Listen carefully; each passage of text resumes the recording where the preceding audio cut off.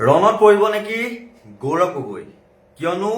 যোৰহাট সমষ্টিত বিপুল সংখ্যক ভোটত মানে 6 নম্বৰ ৰাউণ্ডৰ অন্তত আগবাঢ়ি আছে বিজেপিৰ প্ৰাৰ্থী হিতেন্দ্ৰ নাথ গোস্বামী আৰু হিতেন্দ্ৰ নাথ গোস্বামী 9285টা ভোটত ইতিমধ্যে আগুৱাই আছে আৰু পিছপৰি আছে 9285টা ভোটত গৌৰৱ গগৈ আৰু হিতেন্দ্ৰ নাথ গোস্বামীয়ে লাভ কৰিছে সৰ্বমুঠ 27903টা ভোট আৰু গৌৰৱ গগৈয়ে লাভ কৰিছে 18618টা ভোট আৰু এই ক্ষেত্ৰত যেহেতু মানে গৌৰৱ গগৈ এতিয়া বিৰোধী উপদলপতি হৈ আছে সংসদত বা সদনৰ মজিয়াত লোকসভাত আৰু তেওঁ এই আমি এক সূত্ৰৰ পৰা খবৰ পাইছিলো তেওঁ নিজেও কিন্তু এই সমষ্টিৰ পৰা জয়ী হ'ব বিচৰা নাছিল আৰু এতিয়া যেহেতু সিদিনালৈকে তেওঁলোকে ভোজে ভাতে খাইছিল হোটেলত গৈ পেলাই আৰু চৰকাৰ গঠন কৰিবই বিপুল সংখ্যক সাইলেন্ট ভোটৰ কথা কৈছিল আৰু আন্ডাৰ কাৰেন্টৰ কথাও কৈছিল কিন্তু সেয়া যেন হৈ নুঠিব নেকি কাৰণ 14টা ৰাউণ্ড আছে 6টা ৰাউণ্ডত 9000তকৈ অধিক ভোটত পিছ পৰি আছে গৌৰৱ গগৈ এতিয়া আহিছো খোৱাং সমষ্টিৰ লুৰিণজ্যোতি গগৈৰ কথালৈ আজিলৈকে নিৰ্বাচনৰ জয়ৰ খাতা খুলিব নোৱাৰা লুৰিণজ্যোতি গগৈও বৰ্তমানলৈকে মানে 3টা ৰাউণ্ডৰ অন্তত 2515টা ভোটত এতিয়ালৈকে তেওঁ মানে পিছপৰি আছে আৰু এই ক্ষেত্ৰত আমি যদি কওঁ মানে ক্ষমা কৰিব দেই 4টা ৰাউণ্ড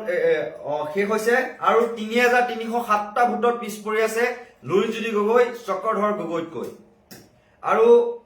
কিন্তু এই ক্ষেত্ৰত অখিল গগৈ কিছু ব্যতিক্ৰম আমি যদি অখিল গগৈটো যদি আমি চাওঁ তেওঁ কিছু ভোটত কিন্তু এতিয়াও পিছুৱাই আছে সেকেন্ড ৰাউণ্ডৰ অন্তত কিন্তু তৃতীয় ৰাউণ্ডত তেওঁ কিছু পৰিমাণে আগুৱাই আছিল বুলি আমি জানিব পাৰিছো তেওঁ 481টা ভোটত আগুৱাইছে তৃতীয় ৰাউণ্ডত কিন্তু যিটো সেকেন্ড ৰাউণ্ড তাত তেওঁ আমি জানিব পৰা মতে যি 1534টা ভোটত কিন্তু পিছপৰি আছিল আৰু এই ক্ষেত্ৰত আমি যদি মৰিয়নি সমষ্টিলৈ যাওঁ মৰিয়নি সমষ্টিত জ্ঞানশ্ৰী বৰাই ফাইট দিয়া বুলি কোৱা হৈছিল কিন্তু ইতিমধ্যে 3টা ৰাউণ্ডৰ শেষ হৈছে তাত 4006টা ভোটত পিছপৰি আছে জ্ঞানশ্ৰী বৰা আৰু এই ক্ষেত্ৰত ৰূপজ্যোতি কুৰ্মী 4006টা ভোটত আগবাঢ়ি আছে ৰূপজ্যোতি কুৰ্মীয়ে তৃতীয় ৰাউণ্ডৰ অন্তত 13951টা ভোট লাভ কৰাৰ বিপৰীতে জ্ঞানশ্ৰী বৰাই 9945টা ভোট লাভ কৰিছে আমি যদি মধ্য গুৱাহাটী সমষ্টিলৈ যাওঁ তেতিয়াহ'লে মধ্য গুৱাহাটী সমষ্টি আমি যদি চাওঁ গুৱাহাটী চেন্ট্ৰেল বুলি যাক কোৱা হয় সেই সমষ্টিত কুংকি চৌধুৰী প্ৰায় সেকেন্ড ৰাউণ্ডৰ অন্তত আমি দেখুৱাই আছো গুৱাহাটী চেন্ট্ৰেল সেকেন্ড ৰাউণ্ডৰ অন্তত 2979 অৰ্থাৎ 2979টা ভোটত তেওঁ পিছপৰি আছে আমি এই ক্ষেত্ৰত গৌৰৱ গগৈটো আমি পুনৰবাৰ দেখুৱাইছো ৰিফ্ৰেছ কৰি পেলাই এছক ষষ্ঠম ৰাউণ্ড গৈছে 9285টা ভোটত হাৰি আছে গৌৰৱ গগৈ পৰাজিত হৈ আছে আৰু হিতেন্দ্ৰ নাথ গোস্বামী কিন্তু 9285টা ভোটত ইতিমধ্যে লিড লৈছে আমি পৰৱৰ্তী পৰ্যায়ত কি কাৰকৰে এইবিলাক প্ৰভাৱ পেলালে বা গৌৰৱ গগৈয়ে নিজৰ সমষ্টিত যিখিনি সময় দিব লাগিছিল সেইখিনি নিদিলে নেকি বা যি আঁচনি মহিলাসকলৰ উদ্দেশ্যে কাৰণ বিহাৰ নিৰ্বাচন আমি জীৱিকা দিদিৰ কথা কৈছিলো নিৰ্বাচনৰ পূৰ্বে 10000 টকাকৈ প্ৰতিগৰাকী মহিলাৰ একাউণ্টত ভৰাই দিয়া হৈছিল এই ক্ষেত্ৰত অসমত কিন্তু বিশেষকৈ লাখপতি বাইদেউ যিসকলক মহিলাক গোট হিচাপত 1 লাখ টকাকৈ প্ৰত্যেকগৰাকী মহিলাক 10000 টকাকৈ দিয়া হৈছিল সেইবিলাক কাৰকে কাম কৰিলে নেকি বা যি হিতাধিকাৰী আঁচনি দি বা আঁচনি টুপ দি পেলাই বিজেপি সফল হ'ল নেকি এইবিলাক কাৰকে প্ৰভাৱ পেলাল নেকি কিয়নো হাই ভোল্টেজ সমষ্টিত কিন্তু এতিয়াও আমি যিবিলাক ৰিজাল্ট পাই আছো গৌৰৱ গগৈয়ে হওক লুৰিণজ্যোতি গগৈয়ে হওক বা অখিল গগৈয়ে হওক বা জ্ঞানশ্ৰী বৰাই হওক তেওঁলোক এতিয়াও পিছপৰি আছে আমি যদি কুংকি চৌধুৰীও বৰ্তমানলৈকে 2979টা ভোটত পিছপৰি আছে বুলি আমি জানিব পাৰিছো আৰু এই ক্ষেত্ৰত মই অখিল গগৈটো পুনৰবাৰ দেখুৱাব দিছো ভিডিঅ' জাৰ্নেলিষ্ট ৰিচাৰ্ডক 6944টা ভোট লাভ কৰিছে দ্বিতীয় ৰাউণ্ডৰ অন্তত অখিল গগৈয়ে আৰু কুশল দুৱৰীয়ে 8478টা ভোট লাভ কৰিছে অৰ্থাৎ 1500 34টা ভোট এতিয়াও কিন্তু লিড লৈ আছে ইলেকশ্যন কমিশনৰ যি ডাটা সেই ডাটা অনুসৰি 1534টা ভোটত ইতিমধ্যে লিড লৈ আছে কিন্তু কুশল দুৱৰীয়ে আমি সম্পূৰ্ণ ভাৰতৰ যি নিৰ্বাচন আয়োগৰ তথ্য আৰু এই মুহূৰ্তত পুনৰ এবাৰ এইটো আমি দেখুৱাইছো গৌৰৱ গগৈ 6টা ৰাউণ্ড অন্তত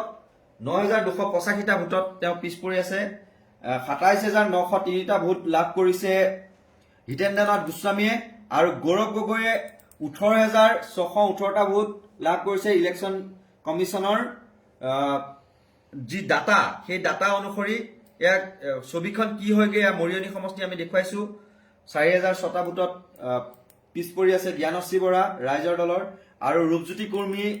4006টা ভোটত আগবাঢ়ি আছে তেওঁ 13951টা ভোট লাভ কৰিছে বিপৰীতে জ্ঞানশ্ৰী বৰাই 9945টা আমি এই ক্ষেত্ৰত যদি আমি তিয়ক সমষ্টিটো যদি চাওঁ আপোনাক দেখুৱাই আছো আমি তিয়ক সমষ্টি যদি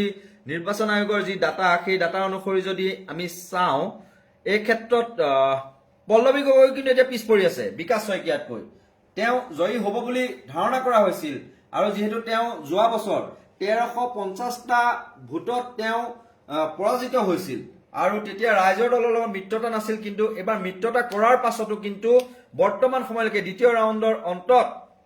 যি 4338টা ভোটত পিছ পৰি আছে পল্লৱী শইকীয়া গগৈ বিপৰীতে এজিপি অসম গণ পৰিষদৰ অৰ্থাৎ এনডিএ প্ৰাৰ্থীগৰাকীয়ে 12430টা ভোট লাভ কৰিছে আৰু তেওঁ 4338টা ভোটত অগ্ৰগতি লাভ কৰিছে তাৰ বিপৰীতে 8092টা ভোট লাভ কৰিবলৈ সক্ষম হৈছে পল্লৱী শইকীয়া গগৈ আমি যদি এই ক্ষেত্ৰত যদি আৰু কিছুমান জয়ী হ'ব পৰা সমষ্টিৰ যদি আমি চাওঁ আমি যদি এতিয়া বিহপুৰীয়ালৈ যাওঁ বিহপুৰীয়াত কি হৈ আছে আমি আপোনালোকক দেখুৱাব বিচাৰিছো বিহপুৰীয়া সমষ্টিত নাৰায়ণ ভূঞা 2137টা ভোটত কিন্তু পিছ পৰি আছে তাৰ বিপৰীতে 10135টা ভোট লাভ কৰিছে ভূপেন বৰাই আৰু নাৰায়ণ ভূঞাই উৰফে ৰাম ভূঞাই 7998টা ভোট লাভ কৰিবলৈ সক্ষম হৈছে আৰু এই ক্ষেত্ৰত নাওবৈচা সমষ্টিলৈ যদি আমি যাওঁ তাত কেনেকুৱা কি ফলাফল আপোনালোকক আমি দেখুৱাই আছো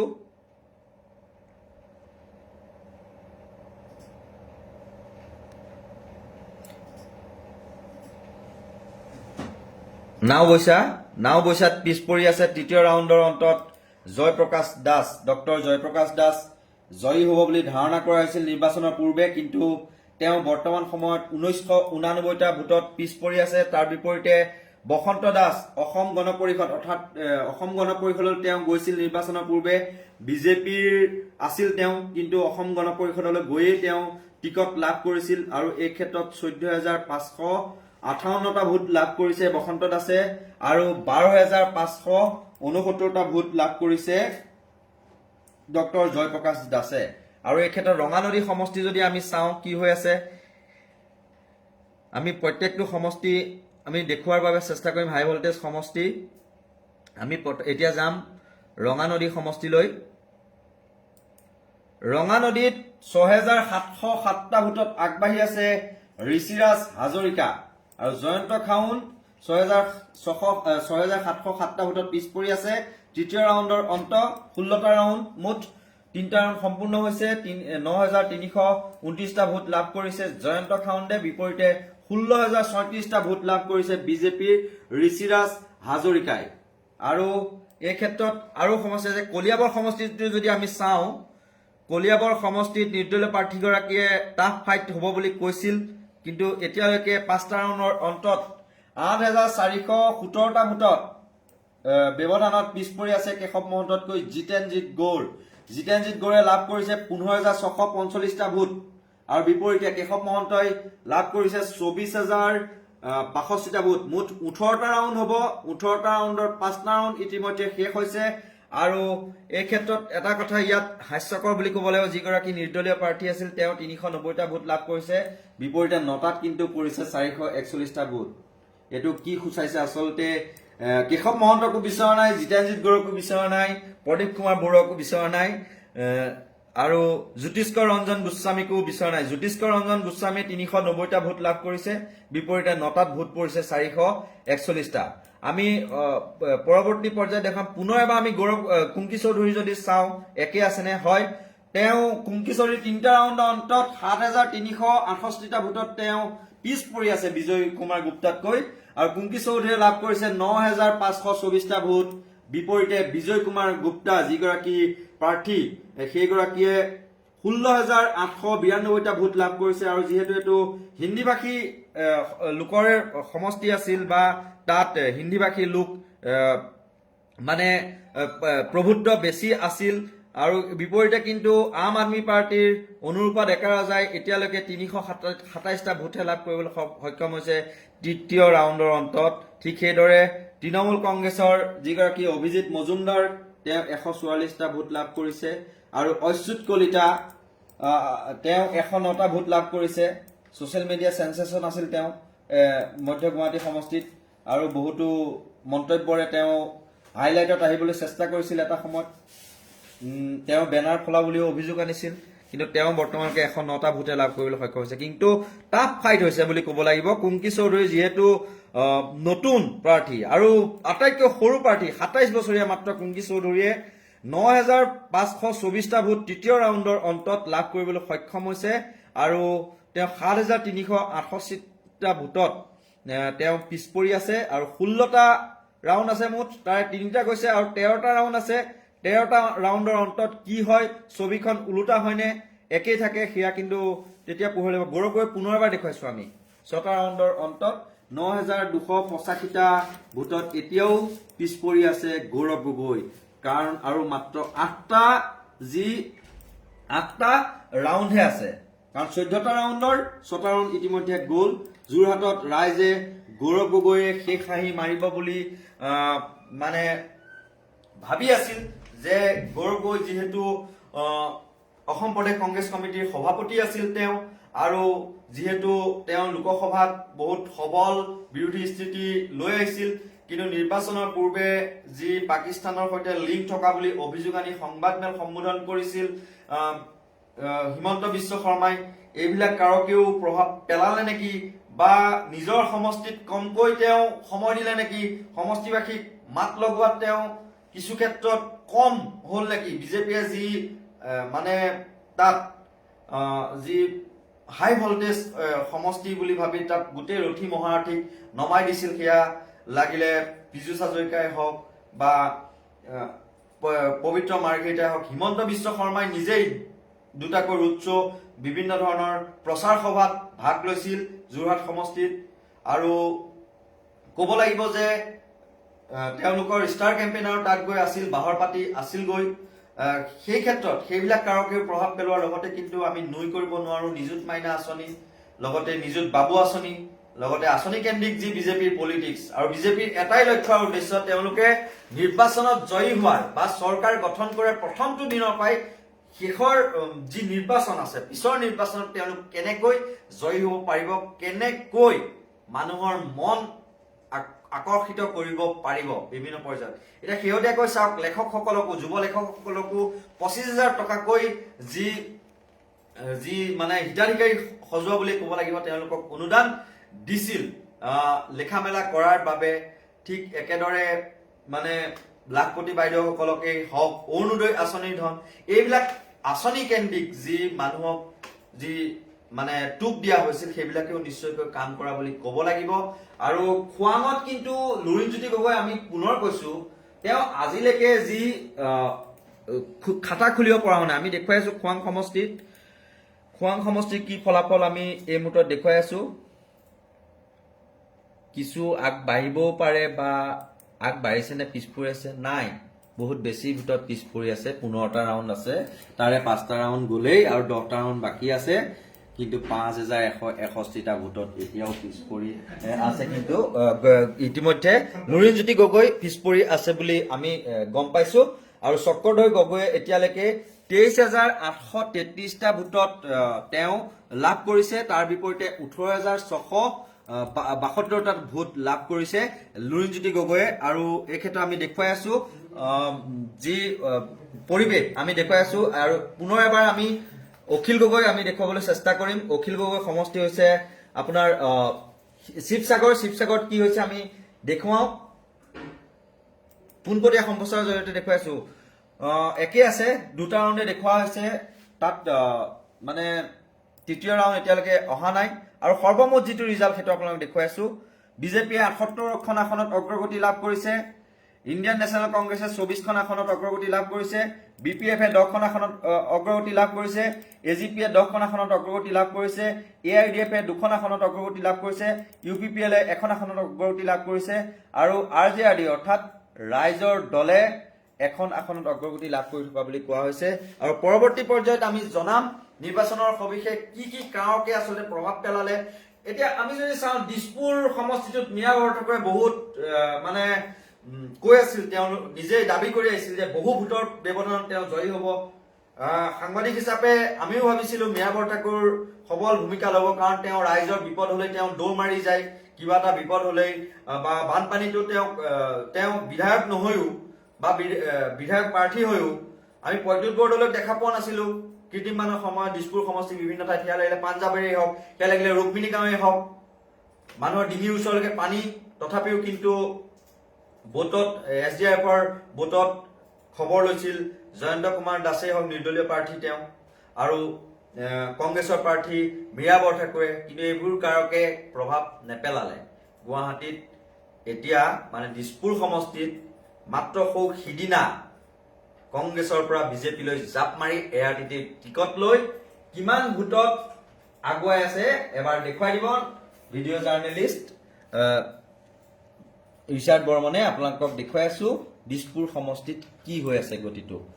চাওক।